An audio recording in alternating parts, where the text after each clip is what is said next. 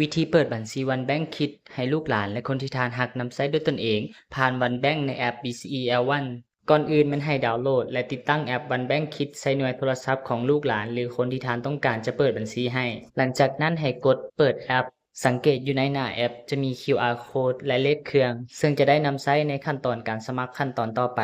หลังจากนั้นให้ทานล็อกอินเข้าสู่ระบบ BCE L1 ของทานแล้วกดไปที่แท็บ One Bank Kitอ่านรายละเอียดหลังจากนั้นให้กดลงทะเบียนเดี๋ยวนี้กดเลือกบัญชีผู้ปกครองหลังจากนั้นให้กดต่อไปอ่านเงื่อนไขและข้อกำหนดหลังจากนั้นให้กดยอมรับแล้วกดลงทะเบียนเดี๋ยวนี้กดไปที่เครื่องหมายบวกเพื่อเริ่มขั้นตอนการสร้างบัญชีให้ลูกหลานหรือคนที่ทานหากสามารถสร้างบัญชีได้สูงสุด5บัญชีป้อนรายละเอียดเช่นชื่อของลูกวันเดือนปีเกิดและเบอร์โทรศัพท์ของลูกหลังจากนั้นให้กดสร้างลูกสำหรับรูปภาพมันสามารถใส่ตามหลังได้ขั้นตอนการเติมเงินเข้าบัญชีป้อนจำนวนเงินที่ท่านต้องการเติมเข้าบัญชีหรือถ้าว่ายังบ่อยากเอาเข้าเทื่อสามารถกดข้ามได้ในการเติมเงินสามารถป้อนจำนวนใส่เองหรือเลือกจำนวนทางด้านลุ่มหลังจากนั้นให้กดเติมเงินแล้วกดยืนยันตัวตนตามขั้นตอนสามารถตั้งเวลาการเติมเงินอัตโนมัติเช่นให้เงินเป็นรายมื้อรายอาทิตย์หรือรายเดือนถ้าท่านบ่ต้องการตั้งเวลาการเติมเงินอัตโนมัติ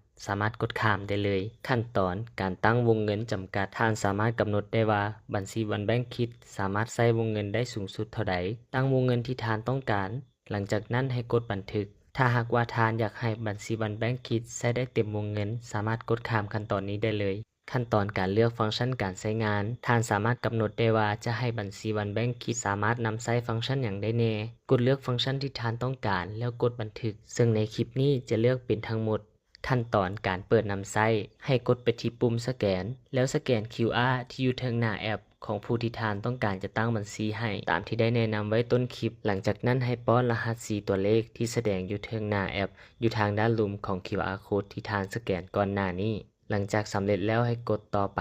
ถือว่าสำเร็จขั้นตอนการเปิดใช้งานบัญชีวันแบงก์คิดให้สังเกตอยู่หน้าแอปวันแบงก์คิดอยู่ในหน่วยโทรศัพท์ของลูกท่านระบบจะเด้งเข้าสู่หน้าต่างการตั้งรหัสให้ตั้งรหัส6ตัวเลขซึ่งรหัสนี้จะใช้สำหรับการเข้าสู่ระบบการถอนเงินและการโอนเงินซึ่งจะใช้เป็นรหัสเดียวกันในกรณีที่ลืมรหัสผ่านสามารถออกใหม่ได้อยู่ในหน่วยโทรศัพท์ของพ่อแม่หลังจากตั้งรหัสสำเร็จแล้วให้กดไปที่หน้าหลักระบบจะแสดงฟังก์ชันต่างๆที่สามารถใช้งานได้ตามที่ท่านได้กำหนดกรณีจะโอนเงินเข้าแม้สามารถโอนเข้าได้หลายช่องทางคือสแกน One ID หรือสแกน QR Code หรือสามารถเติมเงินผ่าน BCE L1 ของพ่อแม่ได้ท่านสามารถติดตามการเคลื่อนไหวของบัญชีแก้ไขข้อมูลหรือเปลี่ยนแปลงสิทธิการนำใช้รวมไปถึงเปิดบัญชีเพิ่มหรือปิดบัญชีด้วยตัวท่านเองได้ตลอดเวลาผ่านแท็บ One Bank Kit ในแอป BCE L1 ของท่านสะดวกปลอดภัยใช้งานง่ายกับบัญชี One Bank Kit